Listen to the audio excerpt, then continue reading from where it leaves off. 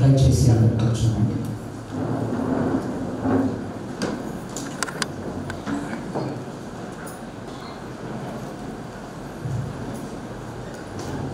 పరిశుద్ధమైన దేవాలయం నీ కృప కలిగిన హస్తాలకు సంఘం రామను భద్రపరచుకుంటూ ఇది మీ చిన్న బిడ్డల ద్వారా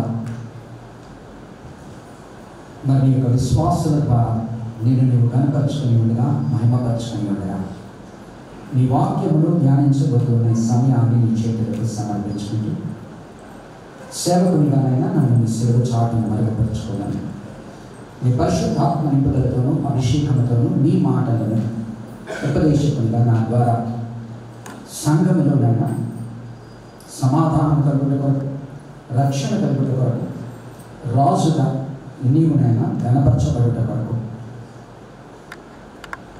నీ యొక్క వాక్యములోని మాటల ద్వారా నా మాటల ద్వారా ఈ దినం నీ సంఘమునైనా నీ పరిశుద్ధాత్మ సహాయంతో నడిపించి దీవించమని యేసు నామమున ఈ ప్రార్థన వేడుకుంటున్నాను తండ్రి. ఆమేన్. దయచేసి అందరూ కూర్చున్నారు. మరి ఈ సమయంలో బ్యాప్టిస్ట్ చర్చ్ సంతోష్ నగర్ సంఘం తరఫున ఎంతమంది అయితే ఈ దినము ఈ మందిరమునకు వచ్చి దేవునిని ఆరాధించాలని ఆశపడుతున్నారు వారిని పేరు పేరున దేవుడు దీవించాలని కోరుకుంటున్నాను. ఈ దినం పిల్లల ద్వారా దేవుడు కనపరచబడి ఉండగా వారికి సహకరించిన వారిని అందరినీ కూడా వారి సండే స్కూల్ టీచర్స్నే కానీ మన స్త్రీలు వారికి సహకరించి ఉండగా పెద్దలు వారికి సహకరించి ఉండగా విశ్వాసులందరూ చేసి ఉండగా వారిని అభినందిస్తూ దేవుడు వారి పరిచర్యను ఆశీర్వదించి దీవించాలని కోరుకుంటున్నాను. ఈ దినము మండల ఆదివారం దిన సమయమున ధ్యానించబోయేటువంటి వాక్యంలో మనం అర్థం చేసుకోవలసినది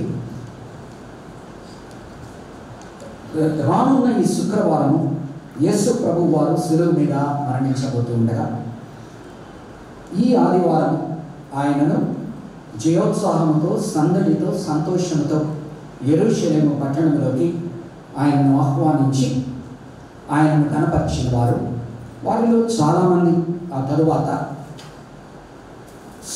శుక్రవారం సమయం వచ్చేటప్పటికీ అదే రారాజుగా కొనియాడబడిన వాడిని వారు తిరస్కరించినట్లుగా వారు శిలువకు ఎక్కించినట్లుగా మనం చూస్తాం.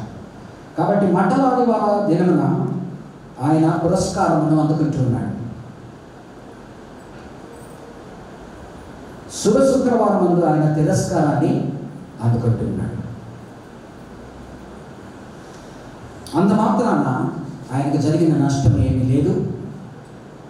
ఆయనను పురస్కరించిన వారు గౌరవించిన వారు ఆశీర్వదింపబడ్డారు. ఆయనను తిరస్కరించిన వారు చాలా కాలం వారి యొక్క సంతతి బాధపడ్డారు.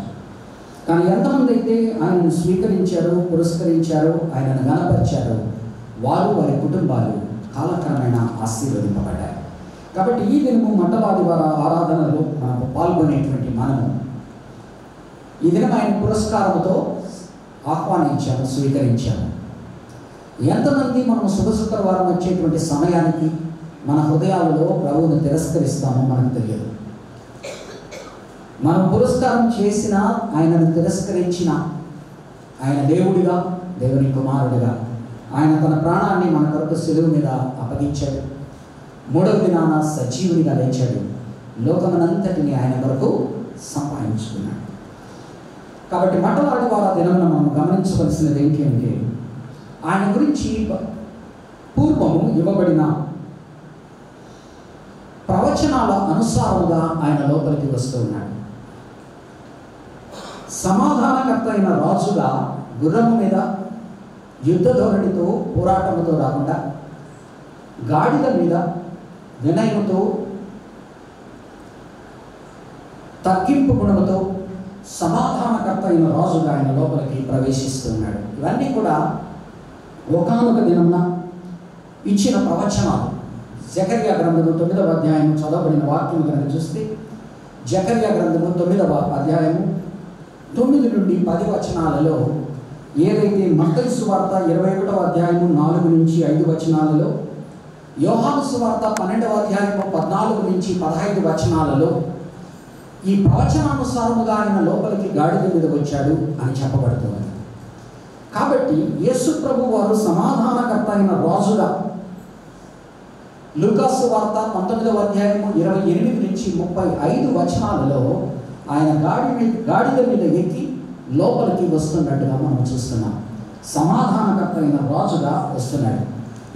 ఇది ప్రవచనాలకు నెరవేర్పు అని మత్తయి సువార్త 21వ అధ్యాయము 4-5 వచనాల్లో, అలాగనే యోహాను సువార్త 12వ అధ్యాయము 14-15 వచనాల్లో వ్రాయబడి ఉంటుంది.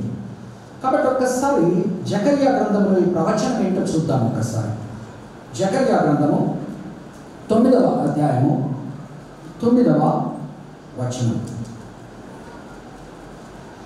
సియోను నివాసులారా బహుగా సంతోషించుడి, యెరూషలేము నివాసులారా ఉల్లాసముగా ఉండుడి. నీ రాజు నీతిపరుడును రక్షణ గలవాడును దీనుడునై గాడిద పిల్లను ఎక్కి నీ వద్దకు వచ్చుచు. గాడిద పిల్లను ఎక్కి ఆయన లోపలికి వచ్చుచున్నాడు. కాబట్టి ఆయన నిర్వచిస్తూ ఉన్న రీతి కనుక గమనించినట్లయితే 9వ వచనంలో నీ రాజు నీతిపరుడును. ఈ లోపలికి వస్తూ ఉన్న యేసు ప్రభు వారు రాజుగా ఏతించుతూ ఉన్నాడు. ఆయన నీతి గల రాజు. ఇర్మియా గ్రంథము 23వ అధ్యాయము 5 నుంచి 6 వచనాలు కనుక చూస్తే 5వ వచనము అంతంలో భూమి మీద నీతి న్యాయములను జరిగించుచు అతని దినములలో యూదా రక్షణ నొందును, ఇజ్రాయేలు నిర్భయముగా నివసించును, యెహోవా మనకు నీతి అని అతనికి పేరు. యేసు ప్రభు వారు రాజుగా నీతి గల రాజు. కాబట్టి ఈ దినము మనం అర్థం చేసుకోవాల్సినది ఏంటంటే చుట్టుపక్కలంతా కూడా అవినీతి విస్తరించిపోయి ఉన్నది. ఎక్కడికైనా వెళ్ళండి, మీరు ఏ గవర్నమెంట్ ఆఫీస్ కన్నా వెళ్ళండి, ఏ ప్రదేశానికన్నా మీరు వెళ్ళండి, అవినీతి విస్తరించిపోయింది. ఇంకొకరి అవినీతిని ఎత్తి చూపుతూ వారి అవినీతిని మర్చిపోతూ వీరి చేతుల్లో అధికారం రాగానే వారు మనలో అవినీతి చేసేటువంటి పరిస్థితులను ప్రజలు ప్రభుత్వాలు ఉన్నాయి. వారి చేతిలో అధికారం ఉన్నప్పుడు అవినీతి చేసేటువంటి ఆలోచన ధోరణిలో మానవ జనాంగము వెళుతూ ఉండగా యూదా జనాంగం కూడా అలాగనే చిన్నగా అవినీతిలో పడిపోయింది. అవినీతిలో పడిపోయిన వారికి ఆయన ఆ అవినీతి నుంచి వారిని తొలగించడానికి తాను నీతి గల రాజుగా వస్తున్నాడు. కాబట్టి ఈ దినం నీవు అర్థం చేసుకోవలసినది, నేను అర్థం చేసుకోవలసినది, ఎక్కడెక్కడైతే నీవు అవినీతిని చూస్తున్నావో ఈ అవినీతి సహజమైనది, మానవ ధోరణి, పాపము కలిగిన మానవుని యొక్క ధోరణి. కానీ ఈ అవినీతి నుంచి తప్పించగలిగిన వాడు నీతిగల రాజు అయిన యేసు ప్రభువు మాత్రమే అని గుర్తు చేసుకొని నీవు నేను యేసు ప్రభువును మన యొక్క సంఘంలోకి ఆహ్వానించినప్పుడు, మన హృదయాలలోకి ఆయన రక్షకుడిగా మనం ఆహ్వానించినప్పుడు మనము అవినీతి మంతులమని ఎదుటి వారితోనో పక్కవారితోనో పోలిస్తే కొంత నీతిమంతులుగా మనం ఉండవచ్చేమో, కానీ మనలో అవినీతి ఉన్నదని మనం గుర్తిరిగి ఆ అవినీతిని తాను ఆ యొక్క శిలువ మీద మరణించడం ద్వారా మనకు లేని నీతిని ఆయన మనకు ఆపాదిస్తున్నాడని మనం అర్థం చేసుకొని మనల్ని నీతిమంతులుగా ఉండమని బోధిస్తున్నాడని ప్రబోధిస్తున్నాడని అర్థం చేసుకొని లోకంలో మనం క్రైస్తవులుగా బయటికి వెళ్ళినప్పుడు ఎక్కడెక్కడైతే మనం అవినీతిని చూస్తామో అక్కడ ప్రతి ఒక్క చోట క్రైస్తవురాలుగా నీవు నీతిమంతురాలుగా వ్యాపరించాలని గుర్తు చేస్తున్నాడు. రెండవదిగా కనుక చూసినట్లయితే యెషయా గ్రంథము 43వ అధ్యాయము అనగా జకర్యా గ్రంథంలో 9వ అధ్యాయము 9వ వచనంలో ఆయన తనను తాను 2 విధాలుగా నిర్వచించుకుంటున్నాడు. ఒకటి, ఆయన నీతి గల రాజు, ఈజ్ అ రైచియస్ కింగ్. రెండవది, ఆయన తనను తాను రక్షకుడిగా పరిచయం చేసుకుంటూ ఉన్నాడు. యెషయా గ్రంథము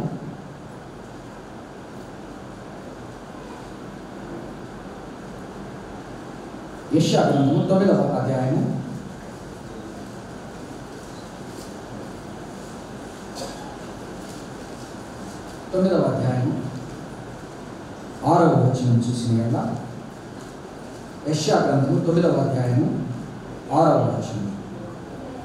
ఏలయనగా చదవండి. మనకు శిశువు పుట్టెను, మనకు కుమారుడు అనుగ్రహింపబడెను. ఆయన భుజముల మీద రాజ్యభారం ఉండెను. ఆశ్చర్యకరుడు, ఆలోచనకర్త, బలవంతుడైన దేవుడు, నిత్యుడగు తండ్రి, సమాధానకర్తయగు అధిపతి అని అతనికి పేరు పెట్ట. ఆయన ఎవరండి? ఆయన రక్షకుడు, సమాధానకర్త అయిన వాడు. కాబట్టి నీవు నేను అర్థం చేసుకోవలసినది, మనంతట మనము మనల్ని మనము రక్షించుకొనలేము. మనంతట మనము మన అవినీతిని మనకు తీసుకొని వేయలేము. మనంతట మనము మనల్ని రక్షించుకోలేము.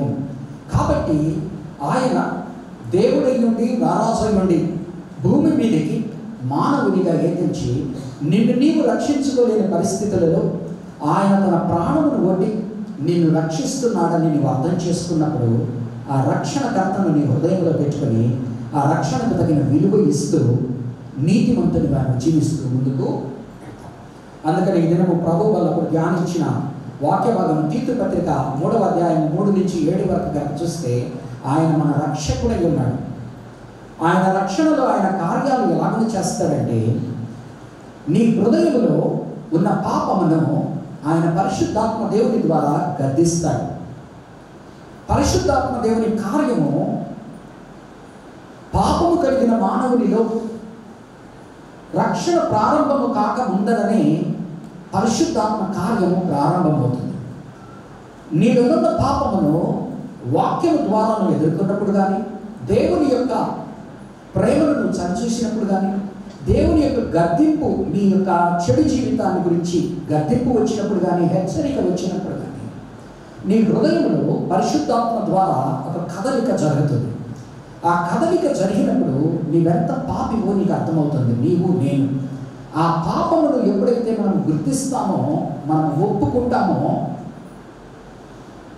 మనలో ఆయన రక్షణ కార్యము ప్రారంభమవుతుంది. ఆ రక్షణ కార్యము నీవు రక్షణ పొందక ముందర నుంచే పరిశుద్ధాత్మ దేవుడు కనిపించకుండా నీలో చేయనిదే నీ కార్యము జరగదు.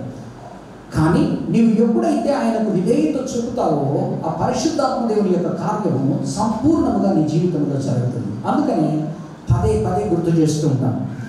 దేవుని యొక్క వాక్యము మన ముందుకు వచ్చినప్పుడు మనలో ఉన్న పాపమును గుచ్చుతుంది, మనలో ఉన్న పాపమును ఎత్తి చూపుతుంది, మనలో ఉన్న పాపమును తేట తెల్లగా చూపుతుంది. చూపినప్పుడు మన దగ్గర 2 మార్గాలు ఉన్నాయి. ఒకటి, నేను పాపములో ఉన్నానని ఒప్పుకొనుట, లేకపోతే నా పాపమును నేను ఒప్పుకొనక దానిని బుకాయిస్తూ ఏదో ఒక విధంగా దాని నుంచి మనము దానిని ఎన్కౌంటర్ చేయక, ఎదురు పడక దాని నుంచి తప్పించుకోవాలని చూసేటువంటి మార్గం. కానీ ఎంతమంది అయితే దేవుడిని రక్షణకర్తగా అంగీకరిస్తారో వారిలో జరిగేటువంటి కార్యం ఏంటి అంటే, యేసు ప్రభు మనలోని పాపమును, దేవుడు మనలోని పాపమును మనకు చూపినప్పుడు ఆ పాపము మనలో బాధ కలిగిస్తుంది. నేను ఎంత వ్యతిరేకంగా జీవిస్తున్నాను, ఎంత విరోధముగా జీవిస్తున్నాను, ఎంత అసంతృప్తికరంగా నేను జీవిస్తున్నాను అని మనకు అర్థమైనప్పుడు మనము ఆ పరిశుద్ధాత్మ కార్యము మనం కదిలించిన కదలికకు మనము లోబడతాం. లోబడినప్పుడు నీవు వెనువెంటనే చేయవలసిన పని ఏంటి అంటే, నీలో తప్పు ఉన్నది అని నీకు అర్థమైనప్పుడు, నీలో పాపం ఉన్నది అని నీకు అర్థమైనప్పుడు, ఉన్నది అని ఒప్పుకోవడం మాత్రమే కాకుండా ఆ ఒప్పుకున్న దానికి విధేయత చూపడం ముఖ్యం. అందుకని దేవుడు మనలోని పాపమును గుచ్చినప్పుడు ఆ పాపమును మనం ఒప్పుకొనవలసి ఉన్నది. ఆ పాపమును ఒప్పుకొని ఆయనకు లోబడవలసి ఉన్నది, అనగా ఆయనకు విధేయత చూపవలసి ఉంది. ఆ క్రమంలోనే మనము నేను పాపిని అని అందరి ముందర ఒప్పుకుంటామో, అందరి ముందర నేను ఈ పాపంలో జీవించకుండా ఉండాలి అని ఆశపడుతున్నాను, కొత్త జీవితం నాకు కలిగి ఉండాలా అని మనం అడుగుతూ, కొత్త జీవితం మనం జీవించాలని అడుగుతూ, మనం ఆయనకు బాప్తిజము అనేటువంటి కార్యము ద్వారా విధేయతను చూపుతాం. ఎప్పుడైతే నా పాపమును నేను గుర్తెరుగుతానో ఆ పాపమును ఒప్పుకొనుట మాత్రమే కాక అందరి ముందర ఒప్పుకొనుట కూడా నేను సందేహించను. కాబట్టి నేను ఏ ప్రభు అయితే నన్ను రక్షించాడో ఆ ప్రభువు నాకు విధేయత చూపుతాను బాప్తిజము కార్యం ద్వారా. సో ఏ పరిశుద్ధాత్మ కార్యం అయితే నీకు కనిపించకుండా ఆల్రెడీ పడేటువంటి వారిలో ప్రారంభమైనదో అది సంపూర్ణంగా నీకు వరముగా ఇవ్వబడుతుంది. ఆ పరిశుద్ధాత్మ దేవుడు నీ హృదయంలో నుండి నిన్ను నూతన స్వభావమును కలగచేసి నీలో పరిశుద్ధతను పెంపొందింప చేస్తూ నీ జీవితంలో ముందుకు తీసుకొని వెళ్తాడు. కాబట్టి ఆయన నీతిగల రాజు మాత్రమే కాకుండా ఆయన రక్షకుడైన దేవుడు గనక నీవు వాక్యము ద్వారా నీలోని పాపము ఏ విధముగా అయినా నీకు హెచ్చరింపబడినప్పుడు నీవు యేసు ప్రభువుని రక్షకుడిగా అంగీకరించి నా పాపముల కొరకు ఆయన ఆ శిలువ మీద చనిపోయాడు, నా బదులుగా ఆయన చనిపోయాడు, నాకు పడవలసిన శిక్ష ఆయన పొందాడు, నాకు పడవలసిన దెబ్బలు ఆయన మీద పడ్డాయి, నాకు చెందవలసిన అవమానము అతను పొందాడు, నా మొహము మీద నా పాపములు కనుక బయట వారికి తెలిస్తే ఉమ్మివేయవలసినది నా బదులుగా ఆయన ఉమ్మివేయుగా పెంచుకున్నాడు అని మనం అర్థం చేసుకున్నప్పుడు మనము దేవునికి మనము లోబడతాము, మనము విధేయతను చూపుతాం. ఆ విధేయతను మనం చూపినప్పుడు ఆత్మ కార్యం మనలో ప్రారంభమవుతుంది.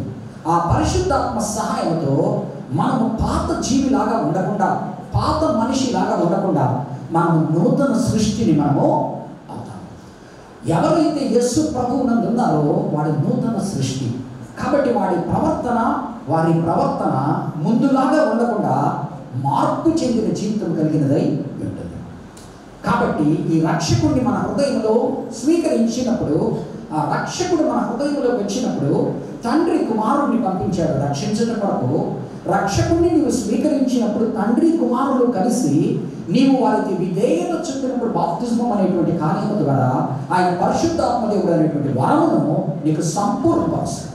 ఆ సంపూర్ణమైన వరము ద్వారా నీవు కాలక్రమేణా నీ లోపల నూతన సృష్టిని ఆయన ఆరంభింప చేస్తాడు. ఆయన నిన్ను పరిశుద్ధపరుస్తాడు. ఆయన నిన్ను ఆ మార్గంలో తీసుకువెళ్తాడు. ఆ తీసుకువెళ్తూ ఉన్న సమయంలో మనమందరము కూడా ఎలాగనైతే మనము స్నానం చేసి బయటికి వెళ్ళినప్పుడు ఎండకి గాలికి దుమ్ముకు ఎలాగనైతే మనం మురికి అవుతామో, మనం ఇంటికి వచ్చిన వెంటనే ఏ విధముగా అయితే మరలా మనం కాళ్ళు కడుక్కుంటామో, స్నానం చేస్తామో, బట్టలు మార్చుకుంటామో, అలాగనే మనము జీవితంలో నడుచుకుంటూ పోతూ ఉన్నప్పుడు హృదయంలో పరిశుద్ధాత్మ దేవుని కార్యము మనలో జరుగుతూ ఉన్నప్పటికీ మానవులను కనుక పాపపు బీజము మనలో ఉన్నది కనుక మనం ఒక్కొక్కసారి పడిపోతూ ఉంటాం. ఆ పడిపోతూ ఉన్న సమయంలో మనం మరలా దేవుని యొక్క సన్నిధిలోకి వచ్చి మనకు దేవుడు ఏదైతే నేను నీ కొరకు చనిపోయానో, ఇదిగో నా శరీరం నీ కొరకు ఇవ్వబడినది, ఇదిగో నా రక్తం నీ కొరకు చిందించాను అనేటువంటి ప్రభు బలను మనం గుర్తు చేసుకుంటూ దాని ముందుకు వస్తామో, నీవు నేను పాపములో పడకుండా సంపూర్ణముగా పాపముల నుంచి బయటికి రాలేము. పరిశుద్ధాత్మ దేవుడు మనకు సహాయం చేస్తున్నప్పటికీ మనము పడుతూ ఉంటాము కనుక ప్రభు బల దగ్గరికి వచ్చి మనము మరొకసారి ఆయన యొక్క శరీరము మన కొరకు పెంచబడిందని, ఆయన రక్తము మన కొరకు చిందించబడిందని గుర్తు చేసుకుంటూ మనలోని పాపాలను మరొకసారి ఒప్పుకొని అయ్యా నా శక్తితో బలముతో నేను జీవించలేకపోతున్నాను, నీ శక్తిని బలమును నాకు దయచేయి. నాలో ఇచ్చ అయితే ఉన్నది, నాలో కోరిక అయితే ఉన్నది, నీ పరిశుద్ధాత్మ దేవుని సహాయము సహకారము ఉన్నది, కానీ నేను సంపూర్ణంగా విధేయుడిని కాలేకపోతున్నాను, లోపడలేకపోతున్నానని ఆయన దగ్గర మన పాపములను మరలా మనం ఒప్పుకున్నప్పుడు ఆయన మరలా నూతనపరుస్తున్నానని, ఉజ్జీవపరుస్తున్నానని ముందుకు తీసుకువెళ్తాను.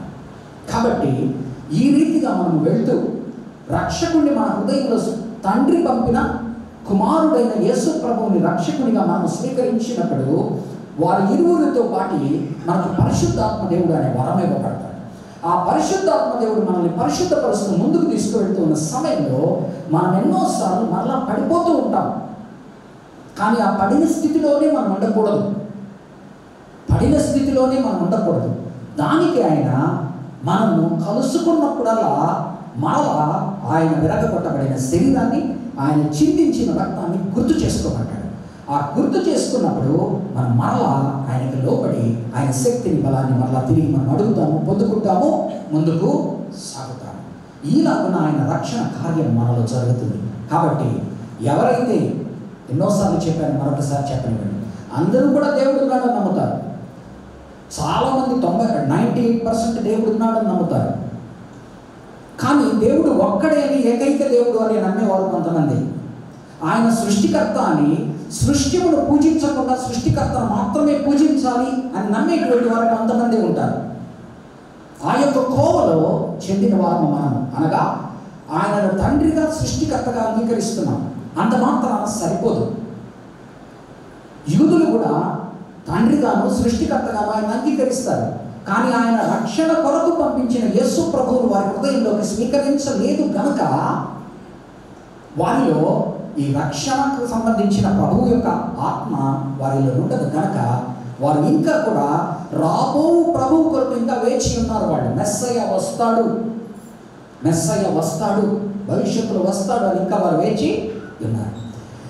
ఈ తండ్రి అయిన దేవుణ్ణి ఎవరైతే సృష్టికర్తగా సృష్టిని పూజించకుండా సృష్టికర్తను మాత్రమే పూజించాలి అనుకునేవారు, ఆయన మన పాపాల నుంచి మనము బయటికి రావాలి అని ధర్మశాస్త్రం ద్వారా యూదులకు ప్రత్యేక రీతిలో ఏర్పరిచి వారికి ఇవ్వబడిన ధర్మశాస్త్రాన్ని వారు ఎంత పాటించాలని చూసినా పాటించలేక ముందుకు వెళ్తూ ఉన్న సమయంలో వారికి బలియాగము అనే దాని ద్వారా వారికి ఆ రక్షణను కొనసాగిస్తూ పోతున్నాడు. కానీ అంతిమముగా ఇది వారానికి ఒకసారి, నెలకు ఒకసారి, సంవత్సరానికి ఒకసారి ఇచ్చే బలులు కాదు. అంతిమంగా ఒక్క బలి అనేది జరగవలసి ఉన్నదని వారికి చెప్పినప్పటికీ, వారికి తెలిసినప్పటికీ ఆ మెస్సయ్య వచ్చినప్పుడు వారు గుర్తించలేకపోయారు. అందుకని ఆయనను రారాజుగా లోపలికి ఆహ్వానిస్తూ ఉన్నారు. కానీ ఏ రారాజుగా ఆయన ఆహ్వానిస్తూ ఉన్నారంటే తమ పాపముల కొరకు శిలువ మీద మరణించేటువంటి రారాజుగా తనను అర్థం చేసుకోవడం లేదు. వారు ఏదైతే ఒకనాడు వారికి ఉన్న ఘనత, వారికి ఉన్న పురస్కారము కోల్పోయారో దావీదు రాజ్యంగా ఉన్నప్పుడు, అది మరలా తిరిగిచ్చేటువంటి రారాజు వస్తాడు అనుకుంటున్నారు. అందుకని అతన్ని దావీదు కుమారుడు అంటున్నారు. 118వ కీర్తనలో రాజులను పట్టాభిషేకం చేసినప్పుడు ఏ పాట అయితే పాడతారో ఆ పాట పాడుతున్నారు. కానీ వారి ఆలోచన విధానం అంతా యెహోవా సంబంధమైన దావీదు రాజ్యాన్ని ప్రభువు తెస్తాడని అనుకుంటున్నారు. కానీ వారి పాపముల నుంచి మొట్టమొదటి వారిని బయటికి తేలిదే వారికి ఏ రాజ్యం ఇచ్చినా ప్రయోజనం ఉన్నదనేది వారికి అర్థం కావట్లేదు. అందుకని యెషయా గ్రంథంలో మనము సర్వెంట్ ప్యాసేజెస్ ఇక 40 నుంచి 55 అధ్యాయాలు 58 అధ్యాయాల వరకు మనం చూస్తే సర్వెంట్ ప్యాసేజెస్ రాస్తాడు, అనగా సేవకుని యొక్క పద్యాలు. ఆ సేవకుని యొక్క పద్యాల్లో ఏం చూపుతున్నాడంటే, మొట్టమొదటగా నీవు పాపము వలన విగ్రహారాధన వలన బందీలోకి చెరలోకి నీవు బబులోను చెరలోకి వెళ్ళావు. మొట్టమొదటగా నిన్ను చెరలో నుంచి మరల బయటికి తీసుకురావడానికి నా సేవకుడైన కొరేషును వాడుకుంటాను. ఆ తరువాత నీకు నీ పాపములో నుంచి బయటికి రానిదే, నీ రాజ్యం నీకు వెనక్కి ఇచ్చిన ప్రయోజనం లేదు కనుక నేను నా యొక్క సేవకుడైన నా కుమారుడైన యేసు ప్రభువును పంపించి నీ పాపములకు విమోచన కలిగిస్తాను. ఆ తరువాత నీవు ప్రశ్నించుకోవలసినది ఏంటి అంటే, ఈ సేవకుడైన యేసు ప్రభు, ఈ రాజు అయిన యేసు ప్రభు నీ హృదయంలోకి వచ్చినప్పుడు ఆయన నా జీవితంలో తేవలసిన మార్పులు ఏంటి అంటే, ఈ ఇహలోక సంబంధమైన రాజ్యానికి తాపత్రయపడేదానికన్నా కూడా పరలోక సంబంధమైన రాజ్యానికి ఆయన సన్నద్ధపరుస్తూ ఉన్నాడు, సిద్ధపరుస్తూ ఉన్నాడు. కాబట్టి సేవకుడైన యెషయాను కానీ సేవకుడు అనబడిన ఇశ్రాయేలుతో కానీ ఆయన యెషయా గ్రంథం 40 నుంచి 55 వచనాల్లో 58 అధ్యాయాల వరకు మాట్లాడేది ఏంటంటే, యెషయాతో నీవు నా ప్రవక్తగా నా సేవకుడిగా ఎలాగ ఉండాలి, అలాగే ప్రతి విశ్వాసి, ఇజ్రాయేలు జనాంగంలో ఉన్న ప్రతి విశ్వాసిని ప్రశ్నించుకోమంటున్నాడు. ఏమనంటే, నేను సేవకుడు అని చెప్పబడుతున్నవాడు మనం కోల్పోయిన చెరలోకి వెళ్ళిపోయిన కోల్పోయిన దాన్ని తిరిగి మరలా ఇచ్చేవాడు కొరేషు రాజు అయితే అది చిన్న రాజ్యమే. కానీ పాపములో నుంచి నన్ను తప్పించనిదే ఈ రాజ్యం నాకు ఏ విధంగానూ ఉపయోగపడదు. ఒకనాడు నేను ఏ పాపము వలన, ఏ విగ్రహారాధన వలన అయితే నేను కోల్పోయి చెరలోకి వెళ్ళిపోయాను, ఆ చెరలో నుంచి ఆయన బయటికి తీసుకొచ్చినప్పుడు నేను ఏ రీతిగా దేవుడిని గణపరచాలి, మహిమపరచాలి అనేది వారిని నేర్చుకోమంటున్నాడు. కాబట్టి ఈ రారాజుగా లోపలికి తీసుకొస్తున్నప్పుడు పురస్కరిస్తూ ఉన్నారే కానీ ఒక వారం రోజులు కానీ తిరస్కరించడానికి గల కారణం ఏంటంటే, మాను మీద వేలాడబడిన వాడు శాపగ్రస్తుడు అని వారి ఉద్దేశం. రాజ్యాన్ని కొని తీసుకురాలేని రాజు ఏమాత్రం రాజు అతను. కాబట్టి మాకు ఆ రాజు వద్దు, మాకు ఏ రాజు కావాలా? ఎవరైతే ఈ యొక్క రెవల్యూషన్లో, ఈ రివోల్ట్లో ఈ యొక్క బరబ్బా అనేటువంటి వ్యక్తి ఇటువంటి దావీదు రాజ్యాన్ని నెలకొల్పడానికి రోమా ప్రభుత్వంతో తిరగబడుతూ ఉన్నాడో ఆ బరబ్బ వీరికి ఇంకా ఘనముగా కనపడ్డాడు. ఎందుకనగా బరబ్బ ఇహలోకపరమైన కోల్పోయిన దావీదు రాజ్యాన్ని తిరిగి వారికి ఇచ్చేటువంటి వాళ్ళు గనుడుగా కనపడుతున్నాడు. యేసు ప్రభు వారు దీనముగా వచ్చాడు, గాడిదలుగా వచ్చాడు. బాగానే ఉన్నది. ఆనాడు రాజులైన దావీదు, సొలొమోను కూడా గాడిద మీదనే వచ్చారు సమాధానకర్తలుగానే. కానీ రాజ్యం ఇప్పించలేని రాజు ఏమాత్రం రాజు అండి అని వారి అభిప్రాయం. అందుకనే పిలాతు యేసుని ఇవ్వమంటారా, మీకు బరబ్బాని ఇవ్వమంటారంటే మాకు బరబ్బాని ఇవ్వమంటున్నారు. ఆ పురస్కారం అంతా కూడా పోయింది, తిరస్కారం బయటికి వచ్చింది. ఎందుకంటే వారు కోరుకుంటున్నది వారికి దొరకనప్పుడు ఇంకా పురస్కారానికి తావు లేదు, ఇంకా తిరస్కారానికే తావు. కాబట్టి ఇది నీతో నాతో మాట్లాడుతున్నాడు. నీకు యేసు ప్రభు ఎలాంటి రాజు? దేని కొరకు ఆయన పురస్కరిస్తున్నావు? నువ్వు ఆయన కనపరుస్తున్నావు, గౌరవపరుస్తున్నావు.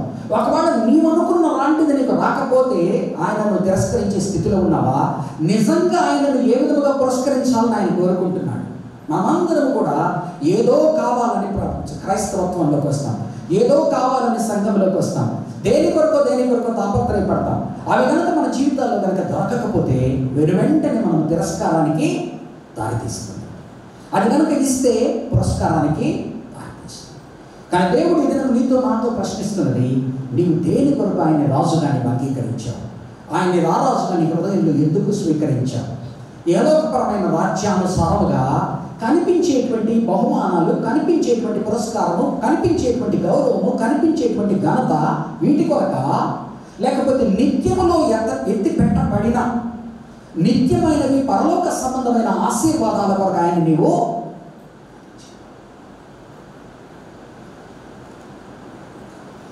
ఎవరైతే ఇహలోకపరమైన వాటిని ఆశిస్తారో, ఎప్పుడైతే అవి వారికి దొరకలేదో వారి రారాజుకు దూరం అయిపోతారు, ఈ ప్రభువును తిరస్కరిస్తారు. వారికి కావలసిన వస్తువు ఉన్నంత వరకు ఈ ప్రభువును రారాజు అంటారు, లేకపోతే ఆయనలో సిలువ వేయు అంటారు. కాబట్టి ఇది మనం అర్థం చేసుకోవాలి. ఇది నీవు నేను ఏ విధముగా ఉన్నా. మూడవదిగా జకరియా గ్రంథము 9వ అధ్యాయం 10వ వచనంలో ఈయనని ఎఫ్రాయిములో రథములు ఉండకుండా నేను చేసేదను, యెరూషలేములో గుర్రములు లేకుండా చేసేదను, యుద్ధపు విల్లు లేకుండా పోవును, నీ రాజు సమాధానకర్త, సమాధాన వార్త అన్యజనులకు తెలియ. ఈరోజు మనమందరం బయటికి వెళ్ళి హోసన్నా అంటూ ఆ బస్ స్టాప్లో వాళ్ళు చూసేటట్టు, ఆటో స్టాండ్లో చూసేటట్టు వెళ్ళాము. ఏమని చెప్తున్నాం మనము?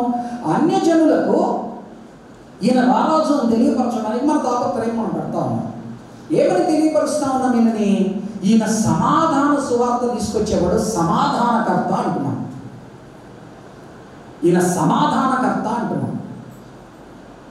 మనం కనుక గమనించామంటే ఎఫ్సీయులకు రాసిన పత్రిక 2వ అధ్యాయం 14 నుంచి 18 వచనాల్లో ఆయన ఏ విధముగా సమాధానాన్ని మన జీవితాల్లో తెచ్చాడో చెప్తాడు. మొట్టమొదటిగా నా పాపము వలన దేవునితో మనం విడిపోయి సమాధానం మనకు లేదు. రెండవది, మానవునితో, నీ పక్కన ఉన్న సహోదరునితో విడిపోయి నీకు సమాధానం లేదు. కాబట్టి దేవుడు నీతిగల రాజుగా మాత్రమే కాకుండా, రక్షకుడిగా మాత్రమే కాకుండా అతని జీవితంలో సమాధానం ఇచ్చడానికి వచ్చాడు.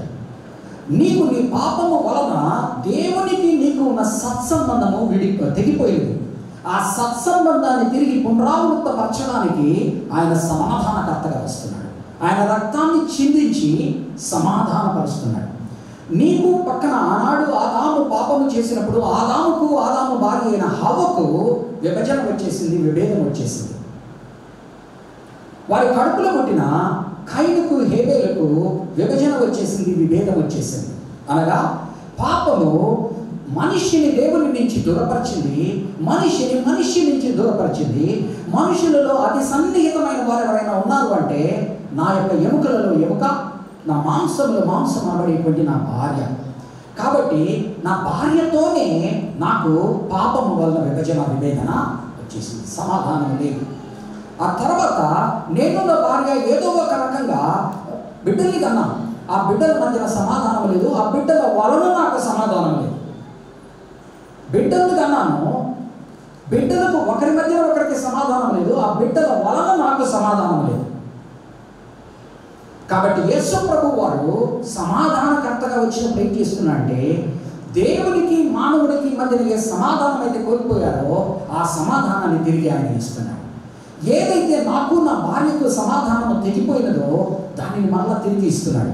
ఏదైతే నాకు నా బిడ్డలకు మధ్యన సమాధానం కోల్పోయానో, ఆ హవ్వ ఆదాము హేబేలును బట్టి కయీను గురించి రోధిస్తున్నారు. కుమారుల మధ్యన సమాధానం ఇస్తాడు, కుమార్తెల మధ్యన సమాధానం ఇస్తాడు, నాకు కుమారుడికి కుమార్తెకి మధ్యన సమాధానం ఇస్తాడు. కాబట్టి ఈ దినము, ఈ యొక్క మంటల ఆదివారం దినమున యేసు ప్రభువు నీ హృదయంలో నీతిగల రాజుగా, రక్షకునిగా, సమాధానకర్తగా కనుక నీవు అంగీకరించిన ఎడల నీ కుటుంబంలో సమాధానము. ఎంతోమంది ఇక్కడ వారి భార్యతో సమాధానం లేకుండా కూర్చున్న వారు ఉన్నారు. ఎంతోమంది ఇక్కడ వారి భర్తతో సమాధానం లేకుండా కూర్చొని ఉన్నారు. ఎంతోమంది కన్న పిల్లలతో వారికి శాంతి సమాధానం లేక ఎందుకు కన్నాను రా బాబు వీళ్ళననే పరిస్థితులలో ఉన్నారు. యేసు ప్రభువుని కనుక నీవు అర్థం చేసుకుని ఆయన కనుక నీ హృదయంలోకి స్వీకరిస్తే ఈ దినము నీ కుటుంబంలో సమాధానం వస్తుంది. నీకు నీ భార్యకు మధ్యన సమాధానం వస్తుంది. నీకు నీ సహోదరునికి మధ్యన సమాధానం వస్తుంది. నీకు నీ బిడ్డలకి మధ్యన సమాధానం వస్తుంది. నీ బిడ్డల వలన నీకు ఆనందము కలుగుతుంది, దుఃఖము కాక. కాబట్టి ఇవన్నీ బయటపరచుట కొరకే ఆయన ఈ ప్రవచనాన్ని నెరవేరుస్తూ రాజుగా వస్తున్నాడు. నీతిగల రాజుగా వస్తున్నాడు, రక్షకుడిగా వస్తున్నాడు, సమాధానకర్తగా వస్తున్నాడు. లోకంలో ఉన్న అవినీతిని చూసి నువ్వు బాధపడుతున్నావా? యేసు ప్రభు వారు నీతిని నెరవేర్చువాడుగా వచ్చి నీలో ఉన్న అవినీతిని కూడా నీతిగా మారుస్తూ ఆయన నేను నీతిమంతునిగా జీవింపచేయగలిగేవాడు. కాబట్టి లోకంలో జరుగుతున్న అవినీతికి నువ్వు బాధపడవలసిన అవసరం లేదు. ఆయన నీతిని ఆపాదించుకొని నీతిమంతునిగా జీవించు. నాకు రక్షణ లేదు, నా పరిస్థితి ఏమైపోతుందో, నేను ఎక్కడికి వెళ్ళిపోతానో అనుకుంటున్నావా? ఆయనను నీవు అంగీకరించు. ఆయన రక్షకుడిగా నీ జీవితాన్ని ఆశీర్వదిస్తాడు. నీ యొక్క నరకం నుంచి నిన్ను రక్షిస్తాడు, నీ సమస్యల నుంచి నిన్ను రక్షిస్తాడు, దుష్ట జనాంగం నుంచి నిన్ను రక్షిస్తాడు, దౌర్జన్యం నుంచి నిన్ను రక్షిస్తాడు. ఏదేదైతే నీ హృదయాన్ని కలవరపరుస్తూ ఉన్నదో, అలజడిపరుస్తూ ఉన్నదో వాటి నుంచి ఆయన రక్షిస్తాడు. నా హృదయంలో సమాధానం లేదు అనుకుంటున్నావా? నా కుటుంబంలో సమాధానం లేదు అనుకుంటున్నావా? ఇదను యేసు ప్రభువును సరైన రీతిగా అర్థం చేసుకుని ఆయన రాజుగా నీ హృదయంలోకి అంగీకరించు. ఆయన నీ హృదయంలో సమాధానము దయచేస్తాడు, నీ కుటుంబంలో సమాధానం దయచేస్తాడు. ఇలాగ ఆయనని సందడితో, సంతోషంతో ఆయన్ని ఆహ్వానించబడ్డాడు. 118వ వచనం, 118వ కీర్తనలో 25వ వచనం రాయబడి కూర్చోండి. 118వ కీర్తన 25వ వచనం. 118వ కీర్తన 25వ వచనం. యెహోవా దయచేసి నన్ను రక్షించుము, యెహోవా దయచేసి అభివృద్ధి కలిగించుము, యెహోవా పేరట వచ్చువాడు ఆశీర్వాదము పొందుగాక. సో వారు ఆయన ఆహ్వానిస్తూ ఉన్నప్పుడు మాట్లాడుతున్న మాటలు 118వ కీర్తనలో. అనగా ఒక రాజుని అభిషేకించి పట్టాభిషేకం చేసి ఆయన లోపలికి తీసుకొస్తున్నప్పుడు వాళ్ళు ఆయన నుంచి ఎక్స్పెక్ట్ చేస్తున్నది. కాబట్టి ఏమంటున్నాడంటే, నన్ను రక్షించుము, గాడ్ సేవర్స్, నన్ను అభివృద్ధి చెందించుము, నన్ను దీవించుము, దేవా నీ యొక్క వెలుగును నా మీద ప్రసాదించు. కాబట్టి ఎవరైతే ఆయనను సరైన రీతిలో హృదయంలోకి ఆహ్వానిస్తారో, సరైన రీతిలో కుటుంబంలోకి ఆహ్వానిస్తారో, ఎవరైతే సరైన రీతిలో సంఘంలోకి ఆహ్వానిస్తారో వారు ఆయనను రక్షించమని అడుగుతున్నాడు, ఆయన రక్షిస్తాడు. ఆయనను అయ్యా నా పరిస్థితి బాగలేదు, నన్ను అభివృద్ధి చెందించని అడుగుతున్నారు, ఆయన అభివృద్ధి చెందిస్తాడు. అయ్యా నీ ముఖకాంతి నా మీద ప్రసరింప చేయము అని అడుగు, ఆయన ముఖకాంతి నీ మీద ప్రసరింప చేస్తాడు. నీవు ఆయనను పురస్కరించిన ఎడల ఆయన నిన్ను పురస్కరించు. నీవు ఆయనను తిరస్కరించిన ఎడల ఆయన నుంచి కఠినమైన మాటలు నీవు వినవలసి వస్తుంది. ఎంతోమంది ఆయనను తిరస్కరించారు. లూకా సువార్త 19వ అధ్యాయము 35 నుంచి 38 వరకు ఆయనను పురస్కారం చేసి హృదయాల్లోకి స్వీకరించిన వారు. లూకా సువార్త 19వ అధ్యాయము 39 నుంచి 40 వరకు ఆయనను తిరస్కరించిన వారు. ఆ సమూహంలో ఉన్న కొందరు పరిసయ్యులు, బోధకుడా నీ శిష్యులను గద్దింపుమని ఆయనతో చెప్పగా ఆయన వారిని చూచి, మీరు ఊరకుండిన ఎడల ఈ రాళ్ళు కేక వేయనని మీతో చెప్పుచున్నాను. జాగ్రత్తగా గమనించండి. ఆయనను రారాజుగా ఆహ్వానిస్తున్న సమయంలో కొంతమంది పరిసయ్యులకు ఆయనను ఏ విధముగా ఆహ్వానిస్తున్నారో వీళ్ళు తెలుసు. ఆయన రాజుగా అనగా మెస్సయ్యగా ఆహ్వానిస్తున్నారని తెలుసు. కానీ అది వారు స్వీకరించలేకుండా ఉన్నారు. ఎందుకనగా వారు జాగ్రత్తగా వినండి. పరిసయ్యులు, సద్దుకయ్యులు, శాస్త్రులు, హేరోదు సంతానము, వీరంతా ఒక సెక్ట్ అన్నమాట. వీరందరూ కలిసి ఒక గుంపుగా ఉంటారు. వీరు ఆయనను ఎందుకు ఆయనను మెస్సయ్యగా లోపలికి వస్తున్నప్పుడు ప్రజలంతా ఆయనను మెస్సయ్య అంటున్నప్పుడు ఆయనను వారు ఎందుకు స్వీకరించలేకపోయారంటే ఒకే ఒక కారణం. ఇది మీ మనస్సు లోపలికి పంపించుకొని ఎప్పటికీ పెట్టుకోండి. వారికి ఇహలోకపరముగా తాత్కాలికముగా కొంతపాటి అధికారము వారి చేతుల్లో ఉన్నది. వారు రోమా ప్రభుత్వం కిందన యూదా అనేది ఒక చిన్న సామంత రాజ్యమైనది. ఆ సామంత రాజ్యాన్ని ఈ హేరోదు 4 ముక్కలైంది. హేరోదు ఒకనాటి పరిపాలిస్తున్నాడు, హెరోడ్ ద టెట్రార్క్.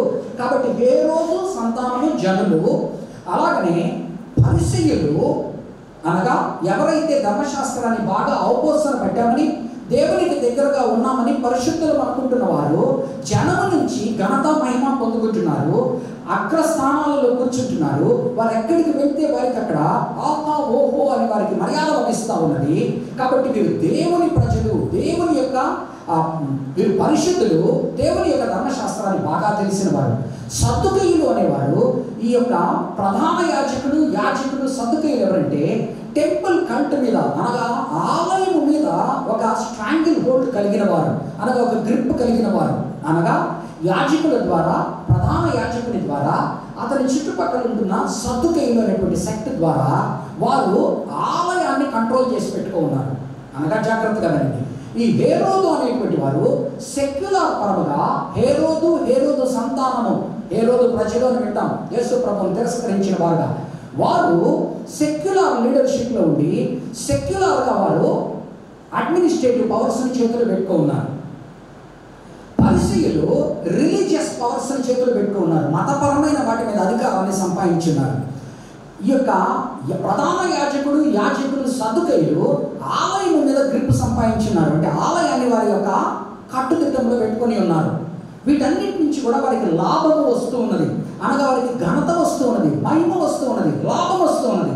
కాబట్టి వారు యేసు ప్రభు మెస్సయ్యగా లోపలికి వస్తున్నప్పుడు వారు స్టేటస్ కోని కోరుకుంటున్నారు. అనగా స్టేటస్ కో అంటే ఉన్న పరిస్థితుల్లో ఇలాగుంటే రోమీలతో మాకున్న సత్సంబంధాలను బట్టి మేము సంపాదించుకుంటున్నాము, మేము ఘనత మహిమ వహిస్తున్నాము, ఆ యొక్క అగ్రగణ్యులుగా మేము ఉన్నాము, ఆ యొక్క రికగ్నైజ్డ్ పీపుల్గా మేమున్నాము, హయ్యర్ అప్స్లో మేమున్నాము అని వారు వారి స్ట్రాంగిల్ హోల్డ్ని వదులుకోవడానికి వారు ఇష్టపడట్లేదు.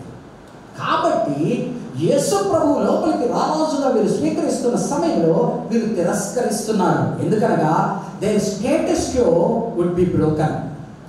వారు ఏ స్టేటస్ కో అయితే మెయింటైన్ చేస్తున్నారో సెక్యులర్ పరంగా హేరోదుకు సంబంధించిన వారు రాజ్యాన్ని చేతులు పెట్టుకున్నారు. ప్రధాన యాజకులు సద్దుకయ్యులు ఆలయపరమైన వాటి మీద స్ట్రాంగిల్ హోల్డ్ సంపాదించి అధికారాన్ని వారి చేతుల్లో పెట్టుకున్నారు. ఈ పరిసయ్యులు అనేవాళ్ళు చుట్టుపక్కల పరిసయ్యులు, శాస్త్రులు అనేవాళ్ళు చుట్టుపక్కలంతా వారిని ఆహా ఓహో అని వారిని పొగుడుతూ ఎక్కడికి పోయినా వారికి పెద్ద వేసి కూర్చోబెడతా ఉంటే వారు మతపరమైన వాటిని క్యాప్చర్ చేసి చేతులు పెట్టుకున్నారు. కాబట్టి వీరందరూ కూడా యేసు ప్రభువు లోపలికి వచ్చినప్పుడు వీరి స్టేటస్ కో బ్రేక్ అవుతుంది, వీరి పవర్ బ్రేక్ అవుతుంది. కాబట్టి తాత్కాలికముగా రోమా ప్రభుత్వం కింద సామంత రాజులుగా ఉండి ఈ మాత్రం అధికారంతో మేము ఆనందంగా ఉన్న సమయంలో ఇతను వచ్చే స్టేటస్ కోని బ్రేక్ చేస్తాడు అని వారు తిరస్కరిస్తున్నారు.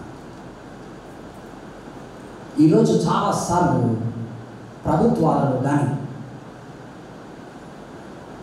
సంఘాలలో కానీ స్టేటస్ కోకి అలవాటు పడిపోతాం. దాన్ని బ్రేక్ చేయడానికి ఎవరైనా కనుక వచ్చినప్పుడు, దాని నుంచి స్వతంత్రించడానికి వచ్చినప్పుడు, దాని నుంచి దేవుని వైపునికి తిప్పడానికి ప్రయత్నించినప్పుడు ఆ ఉన్నదాన్ని వదులుకోవడానికి ఇష్టపడలేక దాన్ని మనం ఉంచుకోవాలని ప్రయత్నిస్తాం. అప్పుడు మనం కూడా తిరస్కరించిన వారం అవుతాం, ప్రభువుని తిరస్కరించిన వారము అవుతాం. ఒకవైపు మన నోటితో పురస్కారము, హృదయంలో తిరస్కారం ఉండేటువంటి ప్రమాదము ఉన్నది. కాబట్టి వీరు ఆయనను తిరస్కరిస్తున్నారు. ఏమంటున్నారు? అయ్యా, ఈ పిల్లలు అరుస్తున్నారు, ఈ పిల్లల నోరు మూపించు అంటున్నారు. యేసు ప్రభు వారు ఏమంటున్నాడంటే, నేను ఒకవేళ ఈ పిల్లల నోరు కనుక మూపిస్తే రాళ్ళు ఎలుగెత్తి. ఏంటంటే దాని అర్థం? రాళ్ళు అనేవి నిర్జీవమైనవి. వీళ్ళు ఏమంటున్నారంటే, సజీవులమైన మేము అనగా దేవుని యందు దేవునిలో ఉన్న మేము చెప్తున్న మాటను బట్టి ఈ పిల్లల నోరు మూపించు అంటున్నాడు. ఆయన ఏమంటున్నాడంటే, పిల్లల నోరు కనుక మూపిస్తే, జీవంలో ఉండే వారి నోరు నేను మూపిస్తే నిర్జీవంగా ఉన్న రాళ్ళు సైతం లేచి. దాని అర్థం మనం కనుక గమనించాము అంటే, బాప్తిస్మం ఇచ్చి యోహాను లూకాసు వార్త 3వ అధ్యాయంలో బాప్తిస్మం ఇవ్వడానికి పోతున్నప్పుడు పరిసయ్యులు, సద్దుకయ్యులు వీరందరూ చెప్పిన వాళ్ళని గద్దిస్తున్నాడు. ఏమని? అబ్రహాము పిల్లలమని మిమ్మల్ని మీరు అతిశయ పడకండి. దేవుడు ఈ దినము కావాలంటే ఈ రాళ్ళ నుంచి అబ్రహాము పిల్లల్ని లేపుకుంటాడు అంటాడు. అనగా ఎవరికైతే ప్రత్యేక అనుకూలత ఇవ్వబడినదో, ఎవరికైతే దేవుడు తనను తాను బయలుపరుచుకున్నాడో, సన్నిహితముగా ఉన్నాడో, వారు సరైన మారు మనస్సుతో బాప్తిజం ఇచ్చి యోహాను దగ్గరికి రానప్పుడు బాప్తిజం ఇచ్చి యోహాను వారిని గద్దిస్తున్నాడు. సర్ప సంతానమా, బాప్తిజం తీసుకోమని మీకు ఎవరు చెప్పారు అని అంటున్నాడు. ఎవరు చెప్పారు కనుక మీరు వచ్చారు? బాప్తిజముకు తగిన క్రియలను మీరు చూపించుడి అంటున్నాడు. మీరు అబ్రహాము పిల్లలను ఒకవేళ కనుక మీరు అతిశయపడతా ఉంటే ఈరోజు ఈ రాళ్ళ నుంచి అబ్రహాము పిల్లలను ఆయన లేపగలడు అంటున్నాడు. అదే మనం చూస్తున్నాం. యూదులు తిరస్కరించారు. నిర్జీవులు అని వారు అనుకుంటున్న అన్యులలో నుంచి ప్రభువు తన ప్రజల్ని లేపుకున్నాడు. వారే నీవు నేను. ఈరోజు వారే నీవు నేను. యూదులు ఎప్పుడైతే తిరస్కరించారో, మేము అబ్రహాము పిల్లలు అంటున్నాడో, ఆయన వారిని పక్కన పెట్టాడు. అన్యులైన మనల్ని అపోస్తలుడైన పౌలు అంటున్నాడు, ఎవరయ్యా అబ్రహాము కుమారుడు? అబ్రహాము కుమారుడు శారీరక పరంగా ఉన్న యూదులు మాత్రమే కాదయ్యా, అబ్రహాము విశ్వాసం ఎవరు కలిగి ఉన్నారో వారందరూ అబ్రహాము పిల్లలయ్యా. యేసు ప్రభువునందు విశ్వాసం ఎవరు ప్రకటించారో వారు అబ్రహాము పిల్లలయ్యా. అబ్రహాము వాగ్దానాలు ఎవరికి ఇచ్చాడయ్యా? ఆయన యొక్క బీజములకు ఇచ్చాడయ్యా. బీజము లఘు కాదు. ఆ బీజం ఎవరయ్యా? ఆ బీజము క్రీస్తే.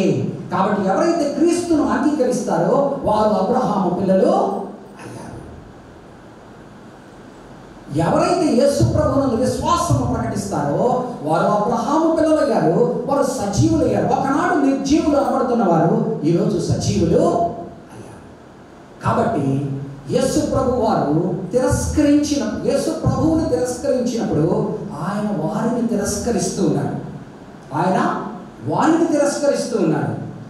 ఈరోజు మనం గుర్తెరగవలసినది, యేసు ప్రభువును నీతిగల రాజుగా, సమాధానకర్తగా, రక్షకునిగా మనం లోపలికి తెచ్చుకున్న వారము దేని కొరకు ఆయన్ని వెంబడిస్తున్నామో మనం అర్థం చేసుకోవాలి. ఆధ్యాత్మికంగా ఆయన వెంబడించేటువంటి వారము తాత్కాలికమైన ఏలోక సంబంధమైన చిన్న చిన్న వాటికి బహుమానాల కొరకు, చిన్న చిన్న వచ్చేటువంటి వరముల కొరకు, చిన్న చిన్న ఆశీర్వాదాల కొరకు యేసు ప్రభు మన జీవితంలో నిత్యములో ఏదైతే ఆశీర్వదింపబడాలని మనల్ని కోరుకుంటున్నాడో దాన్ని కోల్పోయే పరిస్థితికి మనము రాకూడదు. Our blessings are not simply worldly blessings which are pertained or restricted to the 70 years, but our blessings, the God who gives blessings, are spiritual blessings in the heavenly realms which He gives for eternal life. నిత్య జీవము కొరకు, వాటి కొరకు మనం ప్రాకులాడేటువంటి వారుగా ఉంటారు. కానీ తిరస్కరించిన వారు ఇహలోకపరమైన గౌరవము కొరకు, ఇహలోకపరమైన ఆధిక్యత కొరకు, ఇహలోకపరమైన అధికారం కొరకు ఉన్న కొంతపాటి దాన్ని వదులుకోకుండా ఉండడానికి ఆయన తిరస్కరిస్తున్నారు. ఆయన కూడా వారిని తిరస్కరిస్తున్నాడు. ఏమంటున్నాడో చూడండి. మొట్టమొదటిగా ఆయన సమాధానకర్త అయిన రాజు అయితే సందడితో సంతోషంతో ఆహ్వానించిన వారు ఉన్నారు. సందేహంతో సమస్య లేవనెత్తిన వారు ఉన్నారు. ఈ పరిసయ్యులు, శాస్త్రులు లాంటి వాడు పక్కన చేరి యేసు ప్రభు వారితో మాట్లాడవలసిన మాట మాట్లాడుతున్నాడు. నిర్జీవమైన రాళ్ళలో నుంచి లేపుతానంటున్నాడు. ఆఖరిగా ఆయన ఇటువంటి వారి పట్ల సంతాపాన్ని ప్రకటిస్తున్నాడు. ఇటువంటి వారి పట్ల ఆయన సంతాపాన్ని ప్రకటిస్తున్నాడు. ఏడ్చెను, ఆయన బాధపడ్డాడు, కన్నీరు విడిచాడు. ఎందుకని? యెరూషలేమా, యెరూషలేమా, ఈ దినము నీకు సమాధానం అంటే ఏంటో కనుక తెలిసి ఉంటే ఎంత ఆశీర్వదింపబడిన దానవు. ఈ దినము నీవు సమాధానాన్ని కాదన్నావు గనక మరలా తిరిగి తన సమాధానకర్త అయిన రాజుగా నీవు అంగీకరించేంత వరకు నీలో సమాధానము. చూడండి 19వ అధ్యాయం. ఆయన పట్టణములకు సమీపించినప్పుడు దానిని చూచి దాని విషయమై ఏడ్చి నీవును ఈ నీ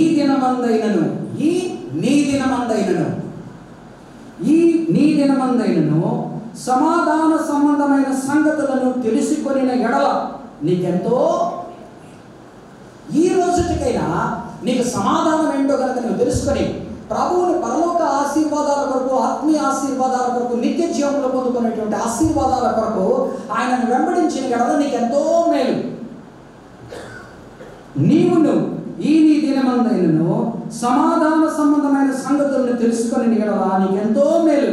కానీ ఇప్పుడు అవి నీ కన్నులకు మరుగు చేయబడి ఉన్నవి. ప్రభువు నిన్ను దర్శించిన కాలము నీవు ఎరుగగొంటివి గనుక నీ శత్రువులు నీ చుట్టూ గట్టు కట్టి ముట్టడి చేసి అన్ని పక్కలను నిన్ను అరికట్టి నీలోనున్న నీ పిల్లలతో కూడా నిన్ను నేల కలిపి నీలో రాతి మీద రాయి నిలిచి ఉండని అని దినములు వచ్చునని. జాగ్రత్తగా గమనించు. లూకాసు వార్తలో 3 సార్లు ఆయన యెరూషలేము కొరకు, యెరూషలేములో ఉన్న ప్రజల కొరకు, వారి పిల్లల కొరకు రోధిస్తున్నాడు. యెరూషలేము కొరకు, యెరూషలేములో ఉన్న ఆలయం కొరకు, ఫర్ హిస్ సిటీ, దేవుని యొక్క పట్టణము కొరకు, దేవుని యొక్క ఆలయం కొరకు, ఆ పట్టణంలో ఉన్న ప్రజల యొక్క పిల్లల కొరకు, వారి తరముల కొరకు 3 సార్లు ఆయన బాధపడుతున్నాడు. ఇక్కడ ఒక చోట్న 13వ అధ్యాయం లూకాసు వార్త 13వ అధ్యాయం 34-35. యెరూషలేమా ప్రవక్తలను చంపుచు నీ యొద్దకు పంపబడిన వారిని రాళ్లతో కొట్టుచు ఉండుదానా, కోడి తన పిల్లలను తన రెక్కల క్రింద ఎలాగూ చేర్చుకొనునో అలాగే ఎన్నో మార్లు నేను నీ పిల్లలను చేర్చుకొనవలని ఇంటిని కానీ మీరు రోళ్ళకపోతిరి. ఇదిగో మీ ఇల్లు మీకు పాడుగా విడవబడినట్లు ప్రభువు పేరట వచ్చువాడు స్తుతింపబడును గాక అని మీరు చెప్పు వరకు మీరు నన్ను చూడరని మీతో చెప్పుచున్నాను. ఆల్రెడీ యెరూషలేములోకి ఆయన ప్రవేశించక ముందనే యెరూషలేము గురించి ముందు ఒకసారి దర్శనానికి వెళ్ళినప్పుడే యెరూషలేము గురించి, యెరూషలేములో ఉన్న దేవాలయం గురించి, యెరూషలేములో ఉన్న ప్రజల పిల్లల గురించి, వారి తరముల గురించి ఆయన మాట్లాడారు. ఇప్పుడు ఆయన ఆగమనం అవుతూ లోపలికి వస్తూ ఉన్న మట్టల ఆదివార దినము మరొకసారి వారి కొరకు ఏడుస్తూ ఉన్నాడు. మరలా ఆయన సిలువ మోసుకొని వెళ్తూ ఉన్నప్పుడు మరొకసారి వారి కొరకు ఏడుస్తున్నాడు. చూడండి లూకాసు వార్త 22వ అధ్యాయము, 26 నుంచి 31.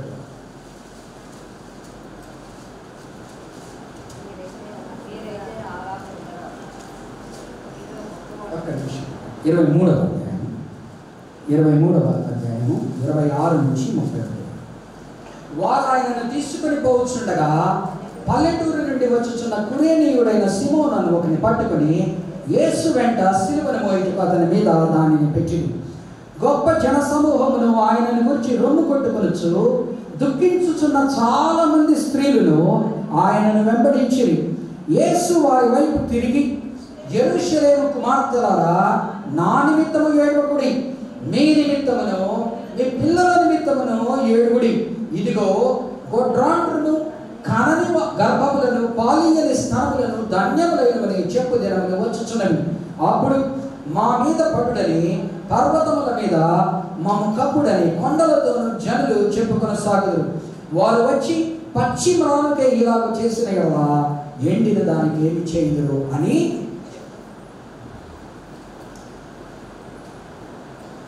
యేసు ప్రభు తన సంతాపాన్ని ప్రకటిస్తూ ఉన్నాడు యెరూషలేము మీద, అనగా దేవుని పట్టణము మీద. దేవుని పట్టణంలో ఏ యెరూషలేము ఆలయము దేవుని ఆలయం ఉన్నదో ఆ దేవుని ఆలయము మీద. ఏ ప్రజలైతే వారి బిడ్డల కొరకు అనుకొని వారు చేస్తున్నారో ఆ బిడ్డల కొరకు, వారి తరముల కొరకు ఆయన ఏడుస్తున్నాడు. కాబట్టి పురస్కారములో ఎవరైతే ఆయనను స్వీకరించారో వారు ఆయన పిల్లలు, వారి పిల్లలు ఆయనని గణపరుస్తూ ఉన్నారు, ఆశీర్వదింపబడుతూ ఉన్నారు. ఎవరైతే తిరస్కరిస్తూ ఉన్నారో ఆ పట్టణం కొరకు ఆయన ఏడుస్తున్నాడు. ఆ పట్టణంలో ఉన్న దేవాలయం కొరకు ఆయన ఏడుస్తున్నాడు. ఆ పట్టణంలో వాసులైన పిల్లల కొరకు, వారి కొరకు, వారి పిల్లల కొరకు, వారి తరముల కొరకు ఏడుస్తున్నాడు. కాబట్టి ప్రియమైన సహోదరి సహోదరుడు గమనించి, ఆయన నూరికిని రారాజుగా కేరింతలు కొడుతూ లోపలికి తీసుకురావడం మాత్రమే కాదు, మన పిల్లలతో పాడించి అది చేసి ఇది చేసి తీసుకురావడం మాత్రమే కాదు,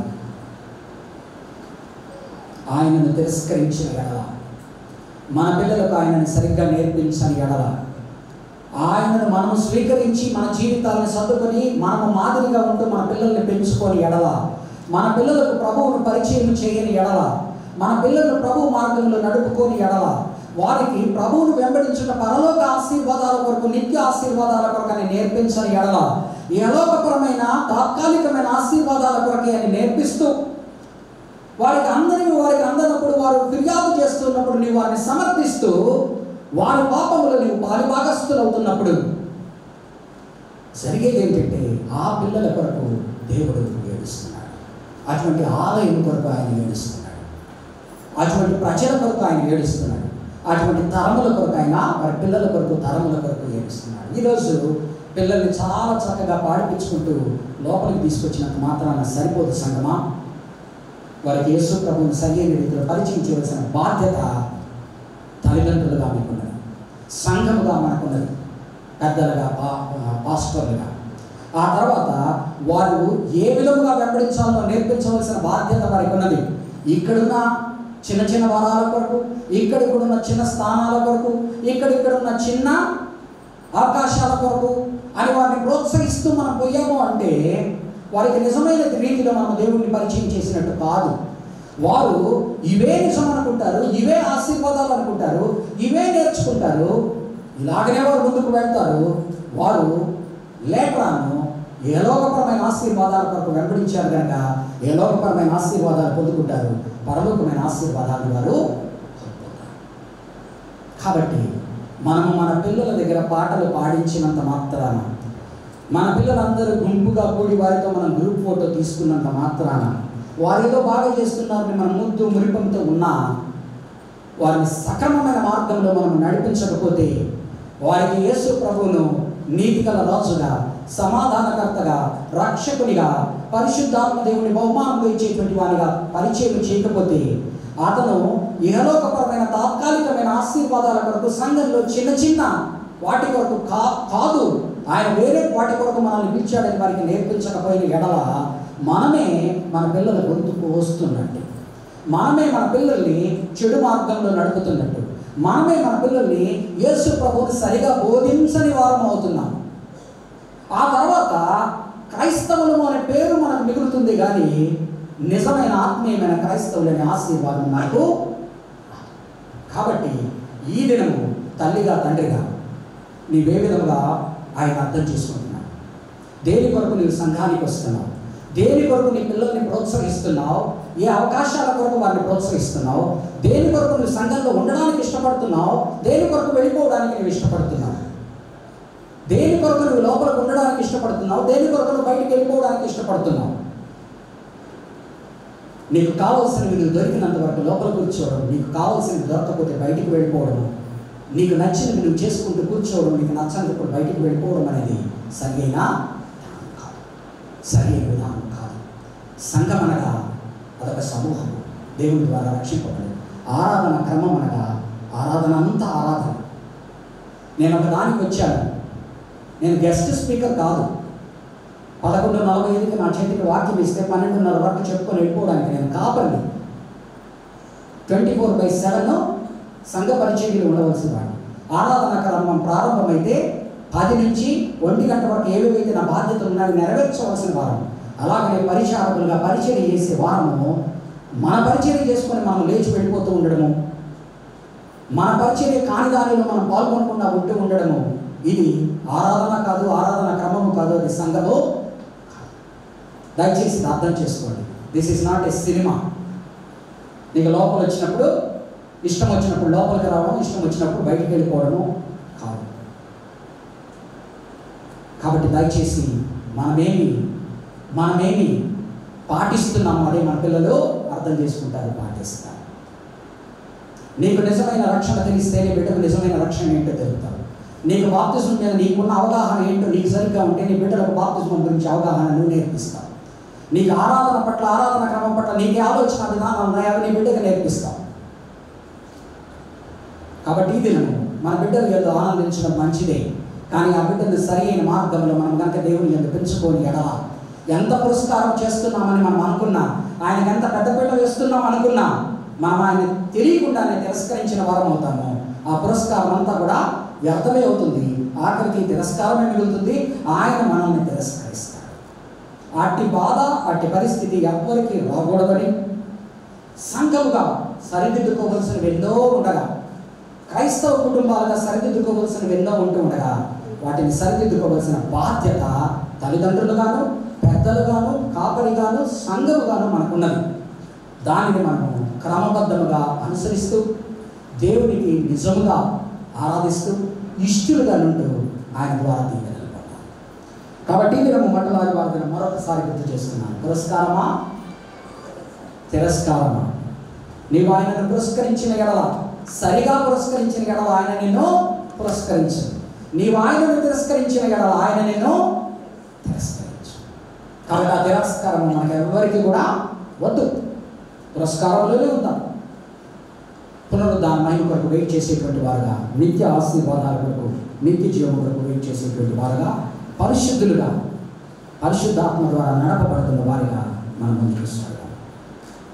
పరిశుద్ధమైన దేవాలైన నీ కృప కలిగిన హస్తాలకు సంఘమును భద్రపరచుకుంటూ, సంఘము పట్ల నాయన నీ కృప కనికరము చూపమని, నిన్ను నాయన ఈ దినము రారాజుగా నాయన నిన్ను లోపలికి ఆహ్వానించి ఉండగా, మా పిల్లలు నాయన పసి మనస్సులతో మేము నేర్పించిన వాటిని నాయన వారు పలికి ఉండగా, నిన్ను ఆరాధించి ఉండగా, మరి మేము నాయన నిజమైన ఆరాధన అంటే ఏంటో అర్థం చేసుకోగలిగినట్లుగా, నిజమైన రక్షణ ఏంటో అర్థం చేసుకోగలిగినట్లుగా, మరి ప్రభు నిజమైన నీతి ఏంటో మేము అర్థం చేసుకోగలిగినట్లుగా, నిజమైన సమాధానం ఏంటో మేము అర్థం చేసుకోగలిగినట్లుగా, తల్లిదండ్రులుగాను, పెద్దలుగాను, కాపరులుగాను, సంఘముగాను మేము అర్థం చేసుకోగలిగినట్లుగా, దానిని నాయన మేము మా పిల్లలకు నేర్పించగలిగినట్లుగా, మా సంఘ విశ్వాసులకు నేర్పించగలిగినట్లుగా, తద్వారా మేము, మా పిల్లలు, మా తరములు ఆశీర్వదింపబడగలిగినట్లుగా నీ కృప మా మీద చూపమని, నీ సంతోష సమాధానాలతో మా హృదయాల్ని, మా కుటుంబాల్ని నింపమని, నీ దీవెనలతో మమ్మను, మా పిల్లలను, తరములను నింపమని,